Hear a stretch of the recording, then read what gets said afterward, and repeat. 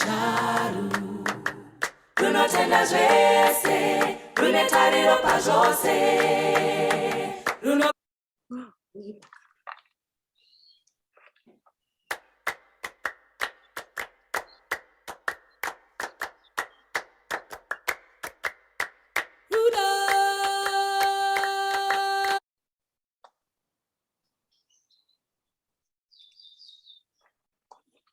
Hello, everyone. Thank you so much for joining us again for our second webinar. We're really glad that you were able to come back, and I'm happy to welcome you. Our second webinar is called The Adventure Continues, Go Grannies Go. Before we get started, we'll have a little quick reminder from one of our gurus here, Marlene, will give you some information about Zoom. Hi, thanks, Diane. For this webinar, we're going to be in listen and view mode, which means that your microphones will be muted and your videos will be off. You'll have the opportunity to enter things into the chat box on a couple of occasions in a few minutes when Peggy asks you a particular question. And later on during the panel discussion, you'll have an opportunity to ask questions and make comments in the chat box. Also, we are recording this webinar, so you'll be able to view it at a later date. Thanks. Over to you, Di. Okay, thank you, Marlene. We would like to acknowledge the land on which we are gathered here in Ottawa as a traditional unceded territory of the Indigenous Algonquin peoples. And we would also say thank you again to Nubanto, the wonderful music that you hear, for sharing their inspiring music. The a cappella female quintet represent a new generation of young African women singers who celebrate and preserve their culture, beauty, and heritage through their art. In our first webinar last week, several people talked about Alana, but we didn't explain who she is. Alana Landsberg Lewis was the co-founder of the Stephen Lewis Foundation with her father, Stephen Lewis, and served as the executive director of the foundation until 2020, when Meg French took over. Alana is a human rights lawyer. It was she who suggested bringing African grandmothers to meet with Canadian grandmothers in 2006, and this led to the creation of the Grandmothers to Grandmothers campaign. So we all say thank you, Alana. We're also asked for details on how to join a grandmothers group or support the grandmothers campaign. This information has been included in the advance information package that's been sent to you by email before this webinar, and we'll have information on screen at the end of the webinar. But thanks very much for your interest. We are fortunate again today to welcome accomplished and interesting panelists to lead our journey forward. Peggy Edwards will introduce them to you and facilitate a discussion. Today, we will learn about the Stephen Lewis Foundation and the work of the community organizations that support and empower grandmothers and the young people in their care in sub-Saharan Africa. We will explore the next 5 countries on our journey with our excellent guide: Tanzania, Malawi, Zambia, Namibia, and Botswana. And we will delight in some real stories about grandmother solidarity.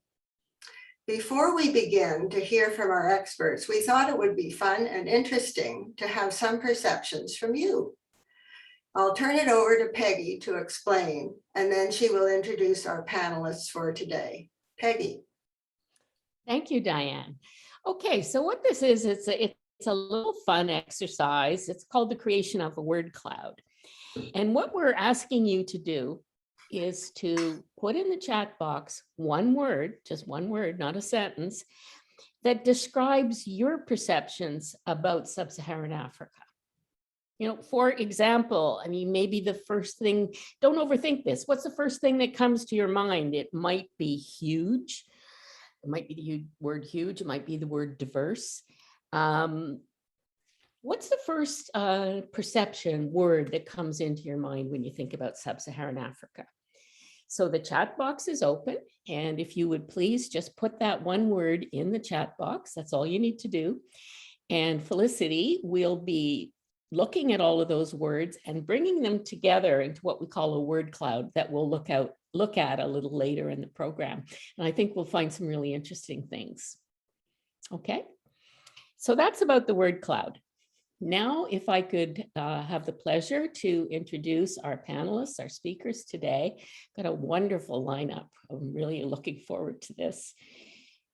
First of all, Winnie Bayanjuru is a grandmother's campaign officer at the Stephen Lewis Foundation. She works with grandmother groups in the BC interior, in the Ottawa-Gatineau region, in Atlantic Canada, and Ontario East. Winnie has experience working with grassroots organizations, youth groups, women's groups, and mental health advocacy in Uganda and in Canada. It's a special privilege to have a member of the SLF staff team join us today. And thank you, Winnie, for taking the time from your busy schedule to be with us. So Winnie will talk about the Grandmothers Campaign and the kinds of projects the campaign supports. Our second speaker will be Janice Bedard. Janice worked in Nunavut for over 30 years as a primary school teacher, a special education consultant, and in curriculum development. In 2003, Janice taught both teachers and students in a school for orphans and vulnerable children in Kitwe, Zambia. There, she witnessed firsthand the devastation of HIV and AIDS, as most of the children in the school had lost a parent to AIDS. Janice joined the One World Grannies after attending a deeply moving book launch on the book Powered by Love, the story of the Grandmothers to Grandmothers campaign. As a new grandmother herself, a campaign which harnessed the love of grandmothers for their grandchildren in both Africa and Canada while working to combat HIV and AIDS. This was a perfect fit for her. She's currently a co-chair of the One World Grannies. Big job. Janice has had the privilege of visiting 4 of the 5 countries she will talk about today as part of describing where we went on our virtual trek through sub-Saharan Africa. Our third speaker is Janet Siddle. Janet is a retired Canadian diplomat who spent most of her 30-year career working in immigration and refugee affairs in Africa and Asia. She also held several senior positions in Ottawa, including that of Assistant Deputy Minister of Citizenship and Immigration Canada. But it was her early experiences in the 1980s in Kenya that led to her abiding passion for sub-Saharan Africa and the challenges facing its people. By the time she returned to Africa in 2007 as the Canadian High Commissioner to Tanzania, she knew what she would do when she retired in 2009. And that was, of course, to join the Grandmothers Campaign, become a supporter of the SLF. And Janet is very involved with GRAN, the Grandmothers Advocacy Network, and serves as co-chair of this network. Janet will share some of her experiences and reflections on her time in Tanzania. And then at the end of our panelists' presentations, we'll look at that word cloud, and then we'll have an opportunity for discussion with the people who've been talking today. So let's start, please, with Winnie. Welcome. Thank you, Peggy. And what an honor to share this space with such accomplished women. And not only women accomplished in their various careers, but women who love my home as much as I do. It's really an honor to be here. I see the slides are coming up. And Marlene, if I could ask you to go to the second slide, the next slide after this one. Yes, there we go. So I just wanted to give you a bit of history of who we are as the Stephen Lewis Foundation. And we have been in operation since 2003. And over that period of time, we have funded over 2,100 initiatives and have partnered with 335 community-based organizations across 15 sub-Saharan African countries. And those 2 numbers you'll see are in red because that number has gone up. So as of last year, we were at 1,800 initiatives, and we were at 325 community-based organizations. But we've been able to fund more initiatives and more partners, even in a pandemic. And just to let you know what initiatives are, our initiatives are essentially contracts or work that community-based organizations are doing on the ground. So we could have one community-based organization carrying out 15 initiatives in their community. So that's what we refer to when we say initiatives. These community-based organizations are turning the tide of HIV and AIDS by providing care and support to women, orphaned children, LGBTIQ individuals, grandmothers, and people living with HIV and AIDS. These areas also double as our mandate areas and our areas of work. So whenever we partner with someone new, these are the areas that we look at that they're working within. One of the things that is most integral to the work that we do is that we as the SLF recognize that no one-size-fits-all model is what will solve the situation of HIV and AIDS in sub-Saharan Africa. And so we trust and respect that our partners, our community-based partners, are the individuals that are going to make the best decisions to make the choices that need to turn the tide of HIV and AIDS. And one of the ways that we honor and respect this and show our vote of confidence in the work that they are doing is that we provide flexible funding. So that allows them to be able to adapt and pivot to situations and circumstances as they arise. So we will not, we allow them to direct the funds to the areas they need the most, no matter what our initial contract said with them. Marlene, if we get the next slide. Yes, so what I want to do today is, rather than talk about the organizations as a whole, because I could never talk about all the work that they do, is I wanted to give you specific examples of two of the partners that we have and focus on some areas and some things that they're doing in their communities. One of those partners is in Malawi, and that is Ekwedeni Hospital AIDS Program.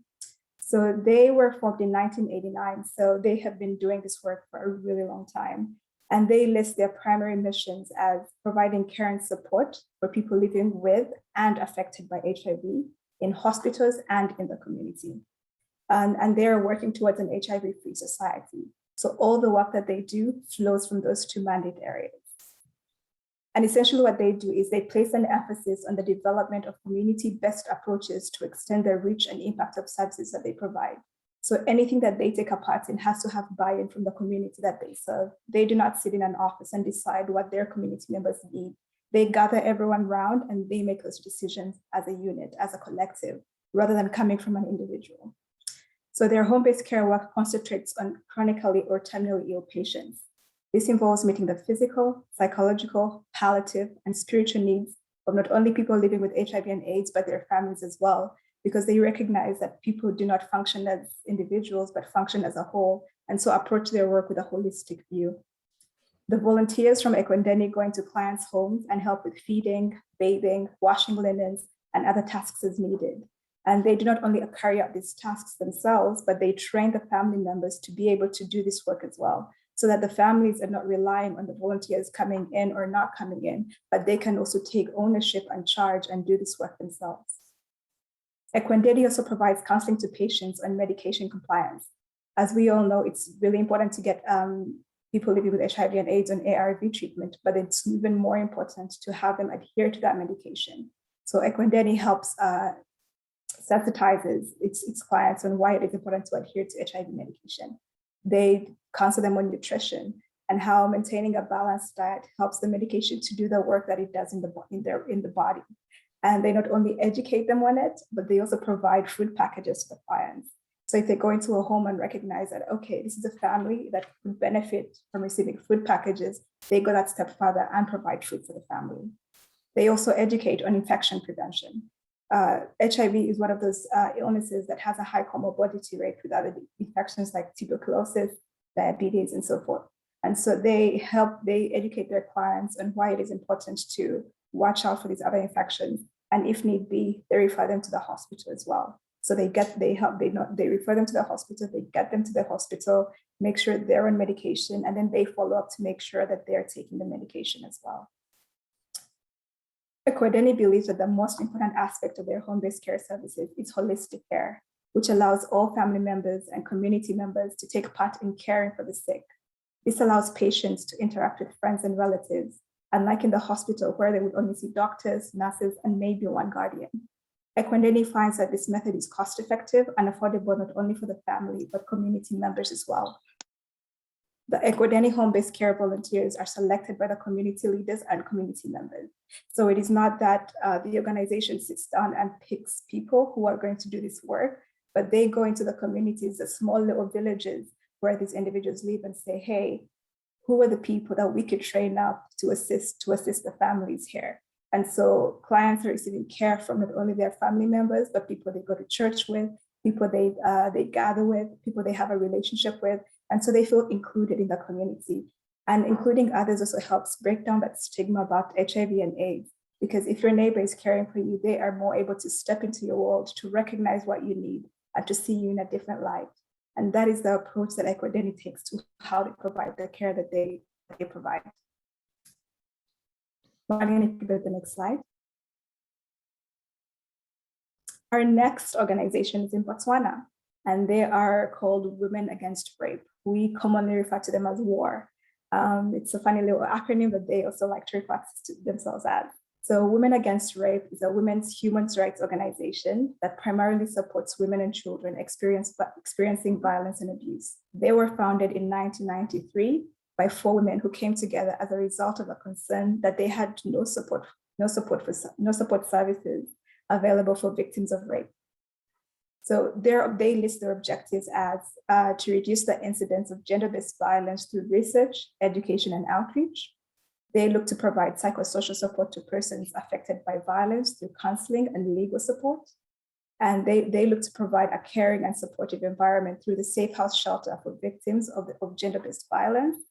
And they look to facilitate an entrepreneurial learning environment for the economic empowerment of women, and thereby reducing their victims' dependency on their abuser. Essentially what that is, and that is one of the newest areas, newest mandate areas, is once they get the victims out of harm's way, they look to economically empower the victims, because they do not want the victim having to lean either on the abuser or the abuser's family, but so that the women can take charge of their lives and be able to do what they do.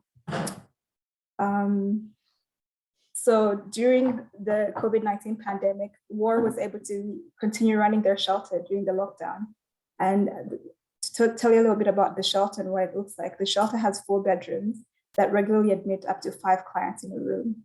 However, this was adjusted to 4 people per room to comply with the COVID-19 health requirements. In order to reach more people in need of their services, WAR opened up a second shelter, where 26 women and 28 children were accommodated between March and June of 2020. The clients received support, including accommodation, meals, counseling, and help accessing health and police services.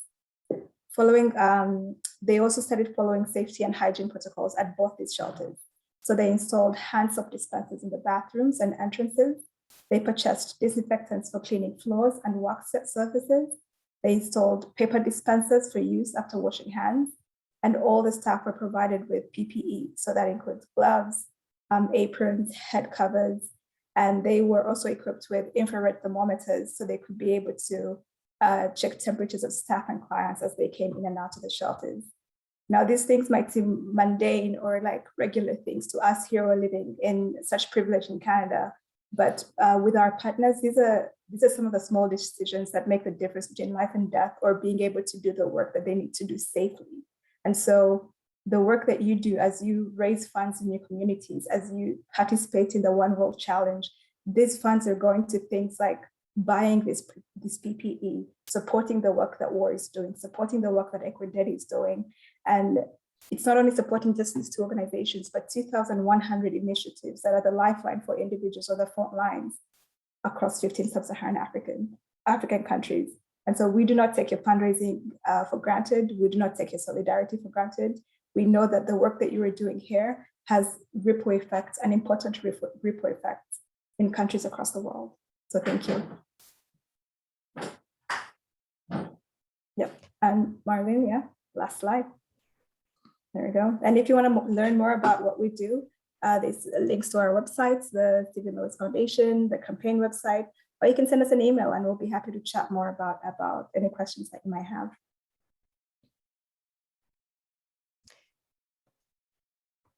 Thank you so much, Winnie. That was a fantastic presentation. I don't know how you did all that in 10 minutes, but 2 wonderful examples of the many kinds of community projects that are supported through the Grandmothers Campaign and the Stephen Lewis Foundation. The other thing that I just want to highlight is what you said about that the projects and the community organizations make their decisions, that the funding model, right? We don't tell them what to do. And No. I think that's rare and wonderful. Absolutely. So thank you so much for that, Winnie. And now I'll turn it over to Janice, who has a big challenge as well to talk about 5 countries. Thank you, Janice.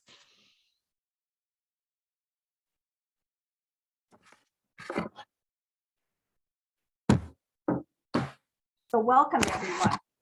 Today, our trek will take us completely across Africa from the Indian Ocean in the east to the Atlantic Ocean in the west. Our very quick journey through 5 countries today will reveal a staggering variety of landscapes, from tropical beaches, towering mountains, vast plains of incredible animals, huge lakes, epic thundering waterfalls, and one of the driest deserts in the world.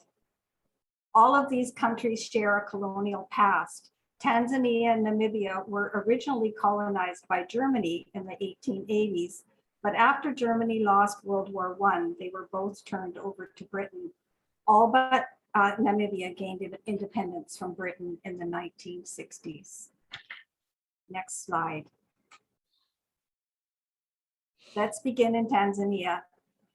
Of the 5 countries we will visit today, Tanzania is probably the best known to all of us because many from North and South America and Europe have visited the vast Serengeti Plains with its huge concentrations and variety of animals.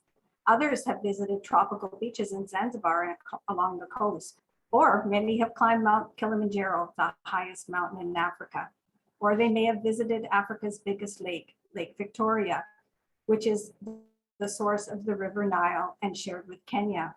Tanzania is truly a wonder to visit, and tourism is an important source of its revenue.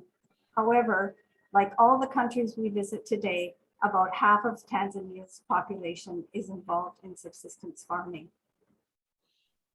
Next slide. Tanzania has one of the most important paleontological sites in the world. Olduvai Gorge, with its steep sides and great depth, reveal many fossil layers back millions of years. Excavations reveal how humans have evolved from our early hominid ancestors to the beginning of tool use, to the emergence of our own species, Homo sapiens, living there 17,000 years ago. It is truly one of the cradles of civilization. Next slide.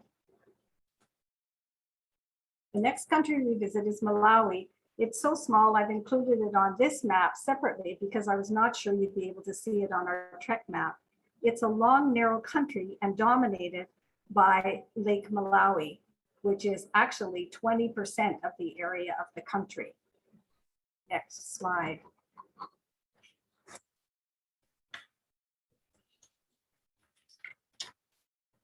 The lake provides easier access to water for daily living as well as for enjoyment.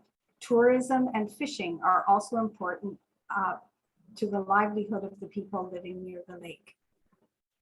Next slide. As well as the lake, Malawi has mountains, a high plateau, and excellent arable land. The view that you are seeing here from Zomba Plateau is spectacular, and one that Queen Elizabeth and Emperor Haile Selassie of Ethiopia have enjoyed. Next slide. Sadly, Malawi is one of the poorest countries in the world, and definitely the poorest of those we'll visit today. It has a big population for its size, and continued poor governance and a reliance on tobacco has kept the economy from growing. Malawi is not able to compete internationally using traditional methods of farming tea and tobacco with very little mechanization.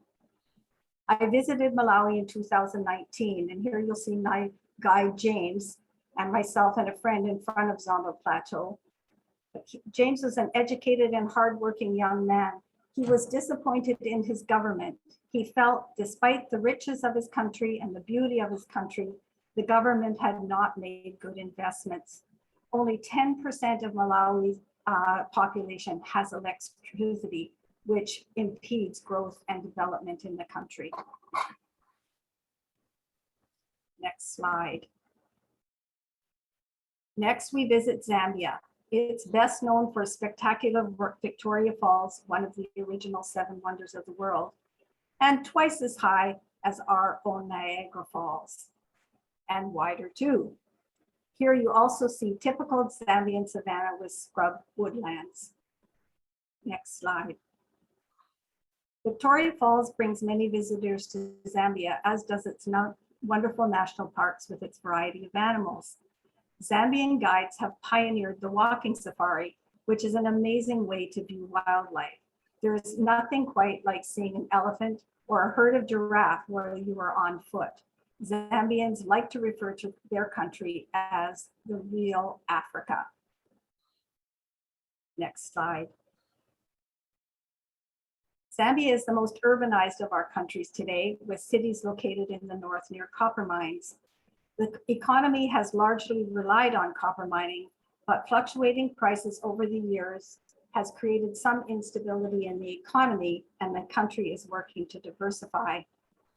Along with the AIDS pandemic, this school in Zambia for orphan and vulnerable children that I worked in was largely created by one of these downturns in the economy.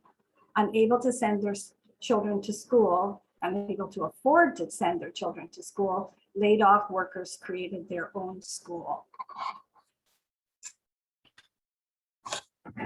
Next slide. As we move east from beaches and lakes and tropical foliage and savanna, we now move into desert. This is Botswana. A whopping 70% of Botswana is the Kalahari Desert. Although very dry, in some areas the Kalahari receives enough rainfall so that it is not considered to be a true desert. Next slide. Still, people have had to be very ingenious to create a livelihood in the Kalahari. Despite the dry conditions, cattle are an important source of income for many in Botswana. Next slide. The Okavango Delta in the north is quite an amazing thing and a World Heritage Site. It's one of the few inland river systems in the world. Unlike most rivers which run eventually into the ocean or sea, the rivers in this area flow directly into the Kalahari Desert. This inland delta system creates fantastic habitat for animals and people in what would otherwise be an arid area. Botswana is really well known for its fantastic diversity and abundance of wildlife in the delta. Next slide. Oops. Botswana was one of the poorest countries in the world when it achieved independence from Britain in 1964. The following year, diamonds were discovered, which pushed the economy to one of the fastest growing in the world. Happily for the people of Botswana, their strong and stable government was determined that the wealth from diamonds would benefit all people. As well as providing work, income from diamonds is reinvested to provide strong education for people and a well-developed infrastructure and other services.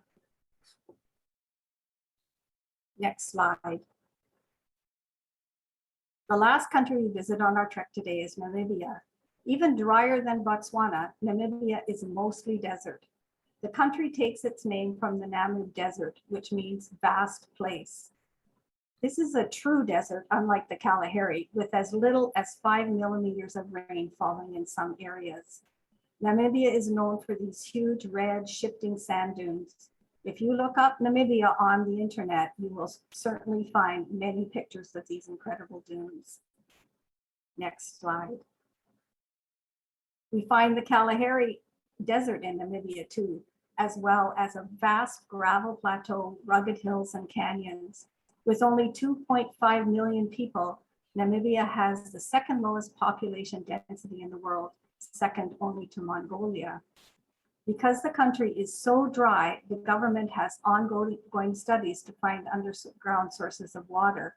They mainly exist on boreholes, which over 100,000 were dug in in the last number of years. As climate change continues and gets worse, it is vital for survival that sources of water can continue to be found. With only 1% of its land arable, you may be surprised to hear that about half the population, like all the countries we visited today, depends on subsistence agriculture. Next slide. Namibia has some of the best known rock art and engravings in the world. The direct ancestors of the San people created these incredible works of art. The San, who still live today in the Kalahari, have lived there for up to 20,000 years. Here you see a San tribesman getting liquid from the contents of a gourd, just as he would have done to survive thousands of years ago. Next slide. We end our journey across Africa today, from the tropical beaches of Tanzania to the dramatic dunes of Namibia on the Atlantic Ocean.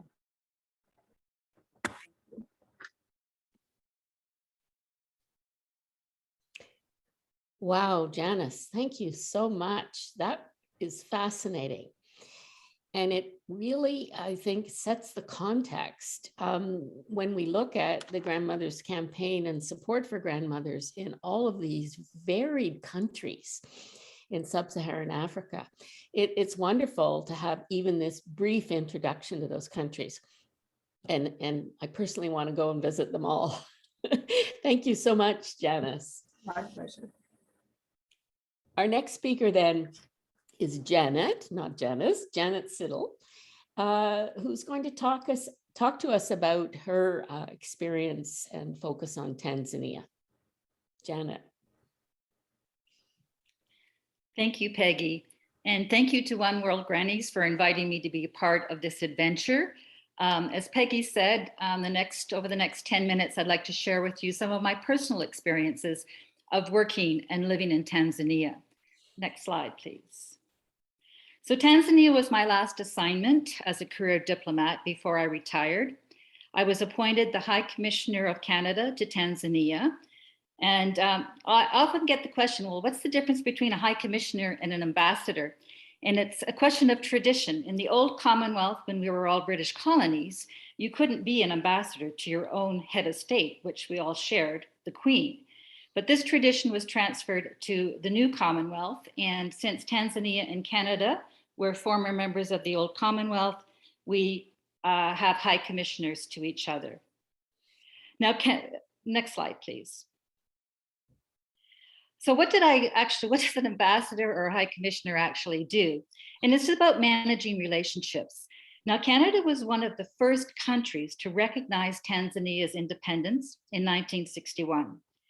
And the independence president of Tanzania, Julius Nyerere, and our Prime Minister, Pierre Trudeau, were reportedly very close friends. Tanzania is a young democracy, and until recent years, had one of the best reputations in Africa for strong governance and human rights. It earned the title of an aid darling because of this. During my time, Tanzania received 40% of its national budget from donors, including Canada. Now, I would say, as I try to follow events in Tanzania, that this has changed somewhat in recent years because the government has become increasingly autocratic, silencing the opposition, sometimes with violence, and closing the space for civil society. Next slide, please. Oh, sorry, I'm sorry, back to the previous slide, sorry, Marie. I want to talk about, during my tenure, Tanzania was one of Canada's largest aid recipients. Canada had an aid budget of about $100 million in Tanzania. And at that time, we were focused on education and good governance. In recent years, Canada has been focusing its aid on health, particularly the health and rights of women and girls. Now, the trade relationship was problematic, quite thorny, because it was based on the fact that Canadian mining companies were the biggest investors in Tanzania, particularly Barrick Gold in the gold mines. But they were also a major source of complaints related to human rights abuses and environmental abuses. But Tanzania has experienced some solid economic growth over the last decade, moving from the ranks of low-income country to low middle-income country. Now, this is significant because without robust economic growth to generate tax revenues for the government, they cannot afford to support the kinds of social programs that Tanzanian grandmothers called for in their statement of 2018. Things like pensions for the elderly, support for personal and business loans, grants for vulnerable children, free medical services and medication for the elderly.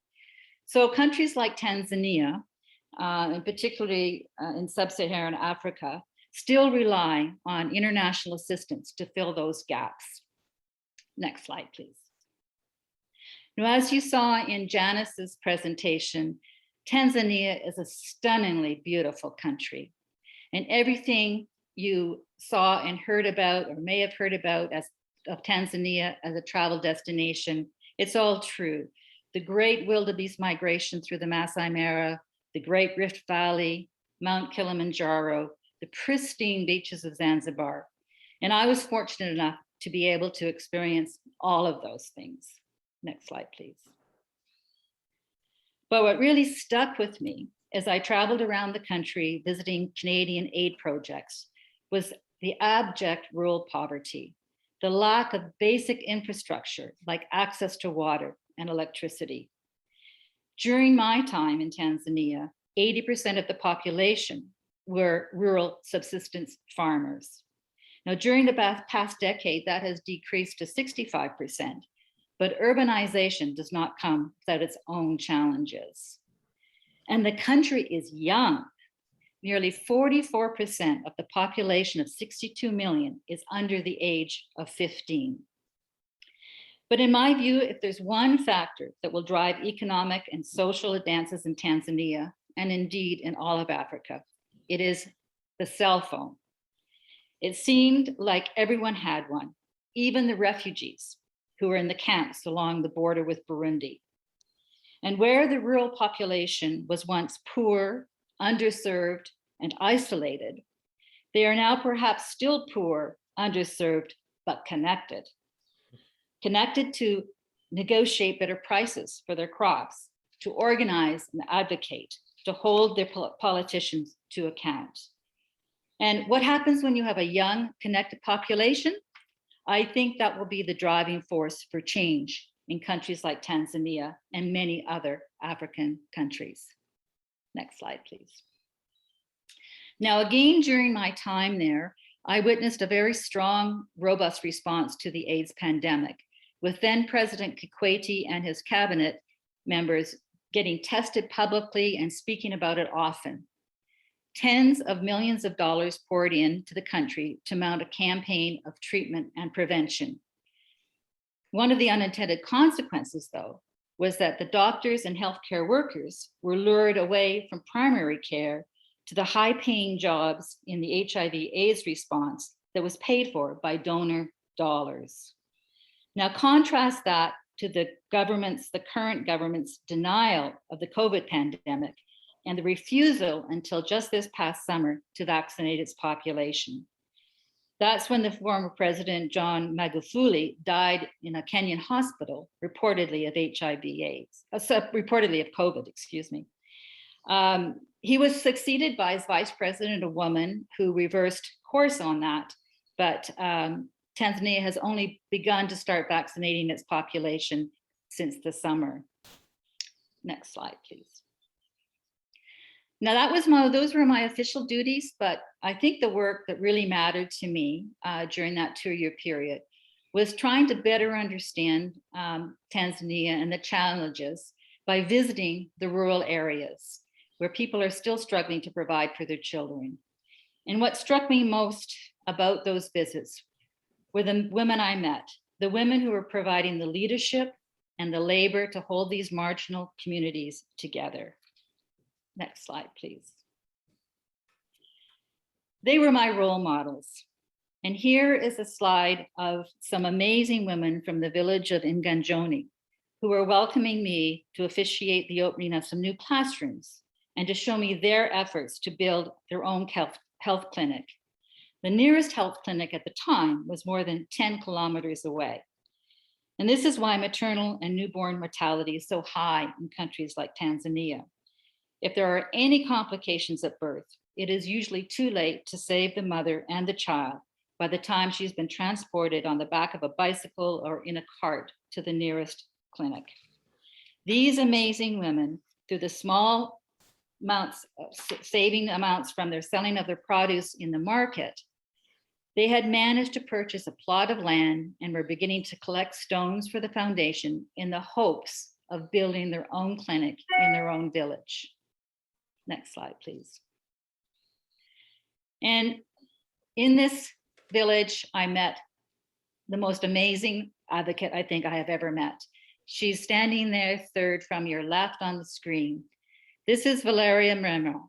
She studied at the Coady Institute in Nova Scotia on a Canadian scholarship, and then she went home to found her own NGO in 1999 to tackle some of the most pressing issues affecting women and their families in the Kilimanjaro area. She had a very tragic past, but she turned it into a positive and has been working ever since to improve the lives of women and girls in her neighborhood. And it didn't take her long to seek out the new female ambassador to Canada and to persuade me to travel to the Northeast Thailand to visit her projects. Next slide, please. So here they had me opening new classrooms that were funded by another German non-governmental organization and meeting with the amazing children of this village. It really was a moving experience to see how resilient and how hardworking this community was in trying to educate their children and bring healthcare to their community. Next slide. So, yeah, I had a small fund at my disposal at the High Commission. It's called the Local Fund, the Canada Fund for Local Initiatives. And with that fund, I think it was only like $30,000, we provided this community with the seed funds to start building their clinic. And once Canada had made a bit of an investment, other donors jumped in. I still hear from Valeria, this clinic has grown, the schools have grown, and the community is starting to prosper. Next slide, please. So what is the promise? It was experiences like this that led me to become involved in the Stephen Lewis Foundation in the Grandmothers Campaign, and more recently in the Grandmothers Advocacy Network. And I had to ask myself when I retired, what could I do to support these amazing women? In 2018, the Stephen Lewis Foundation brought together a gathering of grandmothers in Tanzania, in Arusha, which is the town nearest Mount Kilimanjaro. At the conclusion of that gathering, the grandmothers issued a call to action. And I would like to read a couple of paragraphs from that call to action. Grandmothers stand with the orphans, but who stands with us? We must not be left alone to raise the next generation. Our NGOs and community-based organizations have brought us together and are all too often our only allies. These orphan children are society's future leaders. They belong to all of us, and we must be responsible. We also call on the international community to respect grandmothers and to provide Tanzania with support it needs to advance our cause. Grandmothers from around the world, including Canada, Australia, the United Kingdom, and the United States, have joined us in solidarity. We are asking their governments and their agencies to step up and do the same. So what can we do? Well, I'm certainly of the view that we should use every tool at our disposal. We need to hold governments to account. And in Africa, I would suggest that means supporting a robust civil society so that they can hold their own governments to account. Internationally, we should be pressing high-income countries like Canada to honor their commitments, not just in providing aid, although this is important, but also to get the antiretrovirals and the COVID vaccines widely distributed. I mean, in my view, it's almost criminal that we're talking about third and fourth doses in the West when less than 5% of Africans have been fully vaccinated. And there's other things that we can do, that the international community should be doing. We should be financing climate mitigation and adaptation strategies. It's the West, the wealthy countries, that created the problem in the first place. But Africa will suffer the most severe consequences. And in fact, they already are, including food insecurity for African grandmothers. These are some of the issues that GRAN advocates for with our own government and in the international community.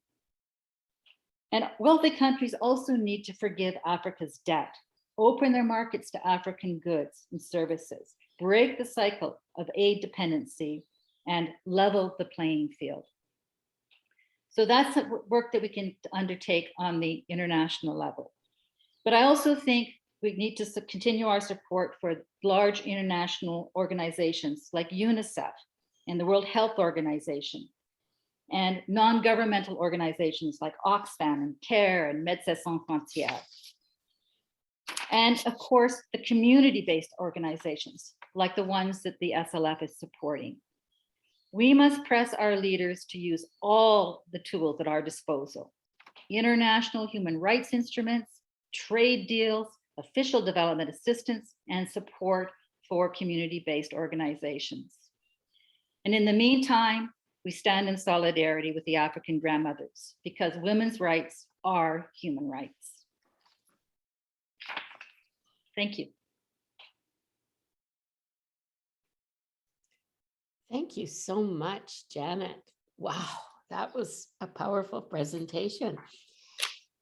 We're so honored to have you here, and that you were in fact Canada's representative in Tanzania and the kind of work that you were involved in.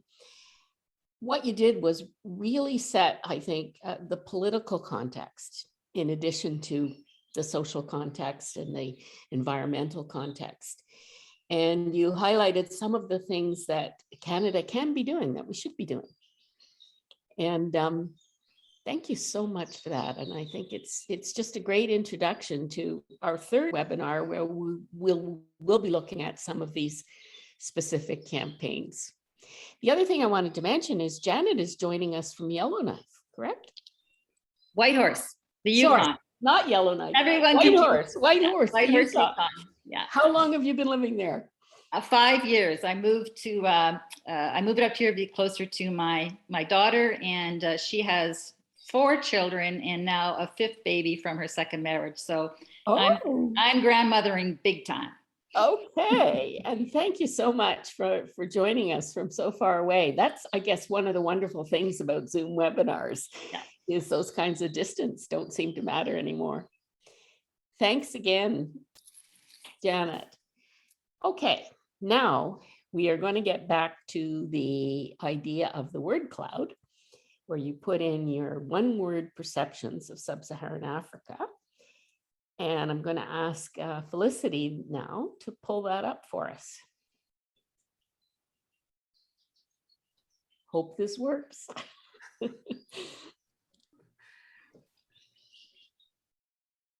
I'm having a slight technical issue at the moment. I'm sorry. Okay. We could just talk amongst yourselves for a few minutes. Okay. I actually don't have the word cloud just at the moment, but I do have a wonderful collection of words. And if I can't get the cloud to work, then I can read the words and I can tell you which are the ones which come up most frequently. Okay, well, why don't Apologies. No problem, Felicity. This is another technical. We're learning so much. Yeah, it is. Go on this. Yeah. I think we thought we had this tape, but at the moment. No problem. We'll come back to it. Let's Thank you.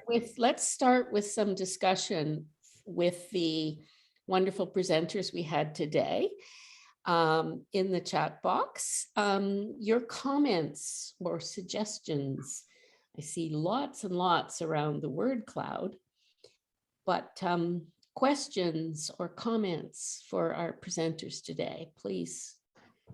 Anyone enter those? I can maybe start it off. One of the things I noticed is a number of the different presenters talked about the fact that subsistence farming is the huge part of the economy. And we know from the stories we get from the grandmothers that most of the grandmothers that we support are involved in subsistence farming. I worry about this because of global warming and things like that. Janice and Janet, do you want to comment on that? Yeah, I guess I could say a little bit, and Janet might have more insight than I do, but I think that there, in all of the countries, even I mentioned Botswana as a well-off country, there is a real big disparity in income between rural and urban, and not everybody, of course, in the urban areas is well off, but there are many people that are growing what they need to live, or growing crops to sell, to buy more food to live. And yeah, I think it's problematic in all of the countries that we talked about today. And it's a shame in terms of the disparity. I mean, we have poverty in Canada too. There's huge income disparity in Canada too. But I think the number of people that are living on a subsistence level is greater. Yeah, I could just add because I attended a really interesting webinar yesterday presented by Canadian Food Grains Bank. And they had some really interesting data. They're absolutely focused on what's happening, the impact that climate change is having on subsistence agriculture. And for the one of their statistics was Africa is hardest hit. And they had, there was declining hunger for the past decade, and it's on the increase again. And the factors contributing to that are mainly conflict, COVID, and gender inequity. So these are huge issues. And I think these are issues that we can advocate around in terms of climate mitigation and adaptation. It's timely because COP26, the big UN climate conference, is taking place in a couple of days in England. But I think the issue of food insecurity and hunger, and the number of people that are being pushed back into extreme poverty because of these factors that are coming together should be of real concern to all of us. Winnie, did you want to, you're nodding your head. What have you heard from community organizations and grandmothers, a lot of whom we know are work in subsistence farming? What have you heard? Yeah, a lot of our partners are facing these difficulties, and we are hearing when we get our agency agreements back, and they're trying to find ways to combat that. So it could be as low as maybe drug-resistant strains of crops, but then that's also changing the dietary needs as well, because the seeds that they might get might be for a different plant that is not local to the area that they're used to, and so they don't have solutions yet figured out, but they are trying to pivot and find different ways to do this work. One of our partners actually recently in their agency agreement has asked for specific funding around doing this kind of research. And so we're trying to look at different ways to support them to find this information and how best they can support their communities. We also have seen an increase in requests for funding for food packages, because obviously if they cannot farm, they need food. And so community-based organizations are having to do more like food banks for their clients, or provide food packages, or provide meal plans for students in schools and such. So it is quite concerning. We do not have the answers yet, but we are trying to support them as they try to find those answers as well. Yes, thank you, Winnie. So Peggy, Mhm. we do have the word cloud now, but we also have some questions and Yes, comments in the chat box. First of all, Mary Baker says, really interesting presentations, particularly Janet's views on Tanzania, both when she was High Commissioner and in more recent times. So thank you, Janet, and thank you, Mary. And question, can the presenters speak to the effects of tourism on these sub-Saharan African countries, please? whoa, loaded, good question. Huge question from Who Karen wants to C. start? How about you, Janet? Well, you know, tourism is a mixed blessing. They certainly, and most of the countries, as Janice pointed out, rely on tourism. It brings in much needed foreign exchange into the country. But also it means large, and I learned this, I was so surprised. I don't know why I was surprised, but I was when I was in Tanzania, visiting some of these amazing game preserves, you know, hundreds, thousands of hectares that were actually traditionally belonged to the nomadic tribes and was taken from them to create game preserves to bring in the tourists. And initially in Tanzania's case, it was for hunting safaris. And now of course it's photographic safaris. But, and I also know that revenues from tourism support conservation in a lot of countries in sub-Saharan Africa. So there's been a rise in poaching and whatnot. But I guess just to say, finding the balance must be a real challenge for African governments. But there are ways of benefiting from tourism, you know, hiring the local population to manage tourism, et cetera. They just have to be careful that they don't give away their heritage just for the sake of the tourist dollars. Yeah. Janice, do you want to comment on that? Yeah, I can. I would say similar to what Janet said. I've been a tourist in all of the countries. So I guess I can say I feel the same way, is that it brings something to the country in terms of the economy and people having employment. And I would certainly say that I felt welcome in all of the countries that I visited. But at the same time, it's an awkward situation, I feel, when you're viewed and as quite wealthy, being from another country, and that can feel awkward. And you know, we don't feel wealthy here necessarily, but we certainly are in many respects, and compared to the people that in the countries where we're visiting. So yeah, I think like Janet said, it's a mixed blessing. One of the interesting things though, I felt when I was in Malawi, we were traveling in a vehicle, and we didn't always want to take our all our big suitcases in every night. So we just take a few things for overnight.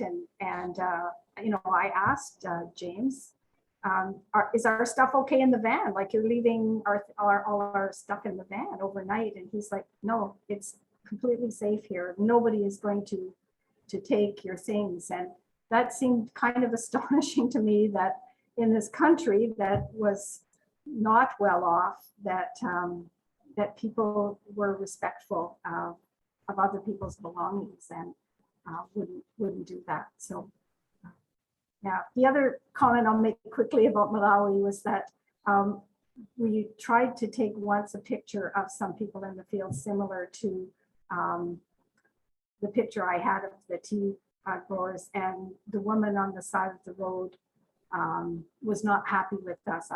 It wasn't me, and it was just taken from a car. And so I think they can feel like, you know, they're on display or whatever. And I'm very careful about taking pictures of people. But what James also said about that was that a lot of NGOs and charitable organizations are in Malawi, and they kind of use the poverty there to kind of exploit people and use images of them that are not flattering or complimentary, and people, they don't feel comfortable about that at all. Yes, all good points. And if I could be a little irreverent here and add a funny story, when I was in Kenya, and one of the things I try to do when I am a tourist and I'm traveling is to use public transportation, to stay in local inns and things, as opposed to big American hotels, etc. But I was on this bus in Kenya, and an older African woman was sitting beside me. And there was a big sign up ahead that said, "Slow down, speed hump." And I kind of laughed and I said, "Oh, well, in Canada, we call those speed bumps." And this older African woman said to me, "Oh no, it's humps." And I've had a few of those in my day. They also call them sleeping policemen. Yeah. You know, so you can travel, you can be a tourist in a sustainable way. And that's what we need to look for. Okay. We just have one more comment on the Yes. chat box from Mia Overdon. She says, no matter the country, women are fearless in stepping into the fray of deep struggles, poverty, or disease. And that is so true in all the countries we've been talking about. Right. Especially the grandmothers. Yeah. And Janet, you mentioned that and gave some wonderful examples of women leaders that you saw. Winnie, I think one of the areas that the Stephen Lewis Foundation and the Grandmothers Campaign supports is women in leadership roles. Can you speak a little bit about that? Yes, so it's a separate mandate area. So like if I could go a bit more into that, it's grandmothers is a mandate area, so women and girls is also a mandate area. So when a community-based organization comes to us and says, hey, we would like to partner, here's what we have going on, and we would like you to fund this work. One of the things that we look at are, what are your structures for your organization? Do you have women in places of leadership in your, whether it's your board, your staff, or if it's community volunteers, are there women involved in this work? Are women being championed, women's rights being championed? If do you believe in some of our ethos of feminism? And so those are some of the things that are quite important to us, because we firmly believe that you cannot do work to support women without women being in these roles, because women know what they need. We know what we need. And so those are some of the conversations that we like to have with our board, even as we do M&E visits, monitoring and evaluation visits. These are things that our field representatives are looking at. How are not only how is the organization championing women's rights, and also how are the women in the community being supported? Are they receiving legal aid? Are they receiving health care that they need to be receiving? So we are very keen on women's rights. Thank you. Okay, Felicity, I do see one more quick comment in the chat box that we could mention, and then we should look at the word cloud. So, okay. Yes. So this is a comment from Ginny Slyfield about photos, about the subject of taking photographs. And she says, this is her story. In Zambia, I asked whether I could take a photo of the woman at the well, and I gave her some money. As we were returning, she flagged us down and gave back the money, as the people in the village told her she would die overnight. I told her to give it to her church, but she was adamant. So do be careful about photos. I mean, I assumed from that the money would be stolen from her, or was it a superstition that she would die if she accepted money? I'm not sure what the background to that story is. Mm-hmm. But the message is clear. Very clear message, yes. Be careful about photos. Mm-hmm. Oh, and she said it was a superstition. Okay, let's look at the word cloud. Can we, Felicity, please? Yes, Marlene, could you bring it up? Hey, what one word best describes your perception of Africa? Oh, that's beautiful. Well done. Felicity, do you want to comment on what's there? Well, the most obvious word, and the one I think we all would agree with, is the word resilient.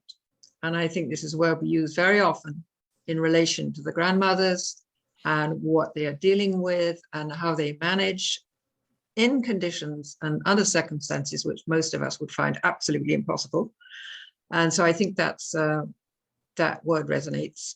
Grandmothers, right there above that word, and also old cultures. That's interesting, because I think that's what many of us see when we look at the continent of Africa, is that the history is so deep and vast, and we need to be respectful of that. And I think from Janice's presentation, when she showed us the rock drawings, that gives you some idea of how many centuries we're talking about. So we also have diverse, which it is, colorful, beautiful, and a few more negative words like poverty, oppression, which is also true, and complex. Oh, there's a typo in singing. Singing. Singing. Oh, singing and zinging is the same Singing. thing. I think we could say singing as well. And you know, that was certainly last webinar, we had Mary Jane Stern talking about the 2006 gathering, the first gathering held by the Stephen Lewis Foundation. And she, you know, talked a lot about the singing and the dancing. Yes. Although we met, there was 200 Canadian grandmothers, 100 African grandmothers, and in most cases, we needed a translator to even speak to each other. But there was so much spontaneous singing and dancing. Yes. Yeah, and that relates to resilience, I think. It's a way of dealing with difficulty, and Yeah. but it's also a way of people being part of a community together and facing difficulties together. And that's what's so important for the grandmothers, is that they need to combine their efforts. Yeah, I just love this. I'm kind of fascinated with the word memory on the side there. Maybe in the chat box, whoever put that in, can you tell us what you meant by memory? Or do any of the speakers at this point, what does that memory mean to you? Let's see if I find out who put it in. Okay. And of course, the wildlife, the flora, the fauna, the dream of old cultures. This is a really beautiful perspective. And the other question I would find interesting is if your perspective of Africa, and particularly sub-Saharan Africa, may change as a result of these learning more about these very diverse countries that we trekked through. So Yes. I love that, of course, resilient grandmothers, old cultures is, and I presume because it's bigger, that means it was mentioned more often. That's what it means. Yes. Yeah. Yes. Yeah. And it was. And also the word resilience, but that doesn't seem to, oh yes, it does come up. Yeah, it's resilient. Yeah. Yes. Yeah. So that, Which of course is the ability to bounce back. yes.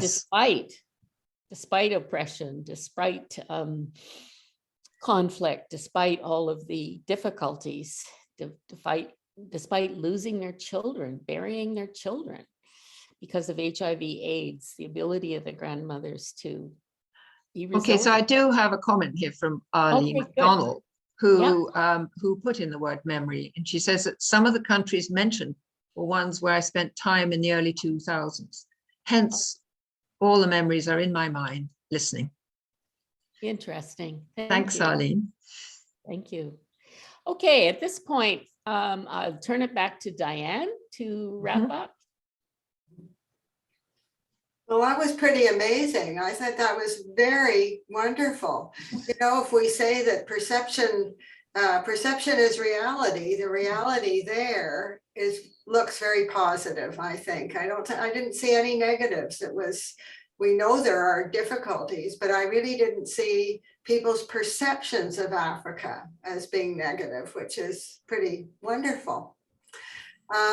So thank you for doing the word cloud, and thanks to Peggy and Felicity for pulling it together for us, and to the panelists for responding and talking about all of these things. Together we see such a rich and varied look at sub-Saharan Africa, and we're learning more as we continue our journey with our special panelists guiding us on this great adventure. We've come to the end of our second webinar and have one more to go, and look forward to meeting you next Wednesday, November the 3rd, to continue our voyage on Zoom. We'll leave you with the email contacts and information to use if you're interested in being more involved in the Grandmothers Campaign. See you next week. Goodbye from us all.